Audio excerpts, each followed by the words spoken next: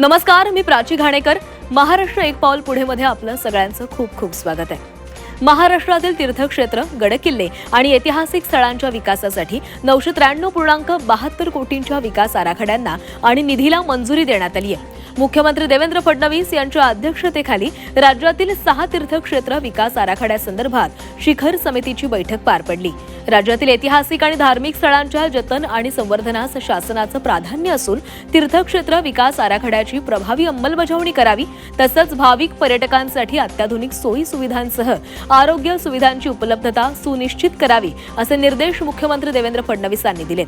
दरम्यान श्री क्षेत्र भीमाशंकर आदर्श गाव विकासासाठी 172 कोटी रुपयांची तरतूद करण्यात आलेली आहे.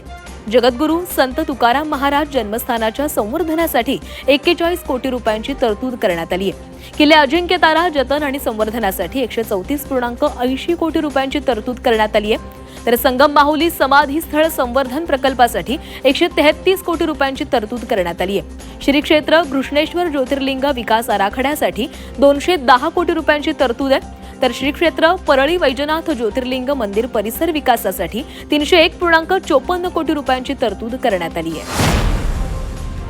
महाराष्ट्र हे महाविस्तारच्या माध्यमातून कृषी क्षेत्रामध्ये कृत्रिम बुद्धिमत्तेचा वापर करणारं पहिलं राज्य ठरलेलं आहे. महाविस्तार ॲप जेव्हा इंडिया AI समिटमध्ये गेलं तेव्हा केंद्र सरकारनं केवळ त्यांचं कौतुक केलं नाही, तर केंद्र सरकारनं सांगितलं की महाविस्तार तुम्ही केलाय, आता भारत विस्तार आम्ही करू, असं म्हणत मुख्यमंत्री देवेंद्र फडणवीस यांनी आनंद व्यक्त केलेला आहे.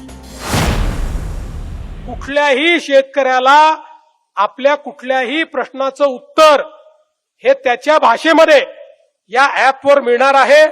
त्याचं डेमॉन्स्ट्रेशन त्याला मिळणार आहे.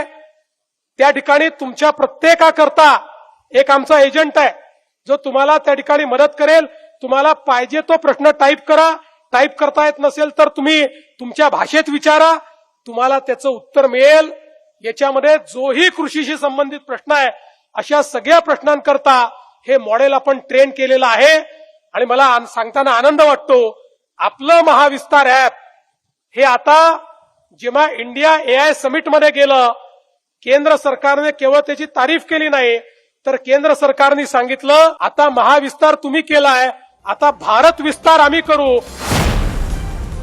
महाराष्ट्राची पूर्व आणि पश्चिम सीमा शीघ्र संचार द्रुतगती महामार्गाने जोडण्यासाठी विदर्भातील 547 किलोमीटरच्या 4 प्रवेश द्रुतगती महामार्ग प्रकल्पांना प्रशासकीय मंजुरी देण्यात आल्याचं उपमुख्यमंत्री एकनाथ शिंदे यांनी सांगितले. यामध्ये नागपूर गोंदिया प्रवेश नियंत्रित द्रुतगती मार्ग, भंडारा गडचिरोली द्रुतगती मार्ग, नागपूर चंद्रपूर द्रुतगती मार्ग आणि नवेगाव मोरे कोनसारी ते सुरजागड ग्रीनफील्ड रस्ता अशा 4 प्रवेश नियंत्रित शीघ्र संचार द्रुतगती महामार्ग प्रकल्पांचा समावेश आहे. मुख्यमंत्री देवेंद्र फडणवीस यांनी उपमुख्यमंत्री सुनेत्रा पवार यांच्यासह पुणे प्रथम या लोगोचं अनावरण केलं. पुणे परिसराच्या सर्वांगीण विकासासाठी पुणे प्रथम ही संकल्पना मांडण्यात आलेली आहे. पुणे शहरासंदर्भातील प्रत्येक निर्णय घेण्यापूर्वी नागरिकांचं कल्याण प्रथम मानलं जाईल, हा यामागील मुख्य हेतू आहे. तसंच कर्करोग रुग्णालय, स्वराज्य रक्षक धर्मवीर छत्रपती श्री संभाजी महाराज यांच्या पुतळ्याचं आणि कोनशिलेचं अनावरण, पाणी पुरवठा योजनेअंतर्गत पाण्याच्या साठवण टाक्यांचं लोकार्पण अशा पुणे शहरातील विविध विकास कामांचं भूमिपूजन आणि अनावरण मुख्यमंत्री देवेंद्र फडणवीस यांच्या हस्ते पार पडलं. उपमुख्यमंत्री सुनेत्रा पवारही यावेळी उपस्थित होत्या. साताऱ्यामध्ये प्रधानमंत्री आवास योजना लाभार्थी मेळावा आणि महाआवास अभियान राज्यस्तरीय पुरस्कार वितरण समारंभ पार पडला. यावेळी मुख्यमंत्री देवेंद्र फडणवीस यांनी केंद्रीय मंत्री शिवराज सिंह चौहान यांनी प्रधानमंत्री आवास योजनेअंतर्गत घरकुलांचा लाभ मिळालेल्या 6 लाभार्थ्यांना प्रातिनिधिक स्वरूपामध्ये घरांच्या चाव्यांचं वाटप केलेलं आहे. महाराष्ट्राला एका वर्षात 30 लाख घरांचं उद्दिष्ट मिळालं असून हा देशातील आतापर्यंतचा उच्चांक आहे. घरांसाठी आज आपल्याला 9,000 कोटी रुपये मिळालेले आहेत. 30 लाख घरांच्या उद्दिष्टांच्या तुलनेमध्ये आपण अत्यंत गतीनं काम करत 5 लाख लाभार्थ्यांना घरांच्या चाव्या सुपूर्द करत आहोत. पुढील वर्षी 15 लाख लोकांना चाव्या सुपूर्द करू.